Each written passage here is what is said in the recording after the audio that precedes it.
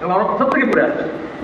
যখন নন্দীগ্রাম শিল্পী পর্যায়ে প্রথম বলেছিলাম তখন কোনো মিডিয়া কটাক্ষ করেছিল, মোহাম্মদ সেলিমের মধ্যে সিআই আর আমেরিকা খুঁজে পেল। যখন প্রেস কনফারেন্সটা করেছিলাম তখন ব্ল্যাকআউট করা হয়েছিল, তখন ছাড়া কোনো পত্রিকা খবর ছিল না।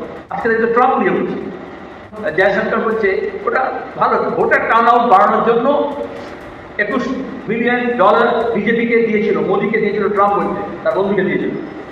আমাদের এখানে যখন ভোটার টার্ন আউট 88%, 90%, 91% হতো, তখন বলা তো রিগিং হয়েছে। আর এখন দেখা যাচ্ছে ভোটার টার্ন আউট করার জন্য আমেরিকা থেকে টাকা দিতে হচ্ছে, কারণ তা বলেছিল বামপন্থীদের শাসনে এখানে নাকি গণতন্ত্রের ডেফিসিয়েন্সি রয়েছে, সেজন্য সেই ডেফিসিয়েন্সি পূরণ করার জন্য ওদের টাকা ঢালতে হবে। কলকাতার আশপাশে অন্তত বেশ কয়েকটা বাড়ি, বেশ কয়েকটা শিক্ষা প্রতিষ্ঠান, বেশ কয়েকটা বড় বড় প্রতিষ্ঠানের নাম বলতে পারি, যারা ওই সময় 6 থেকে 12-13 এই সূত্রে টাকা পেয়ে সেগুলো গড়ে তুলেছে।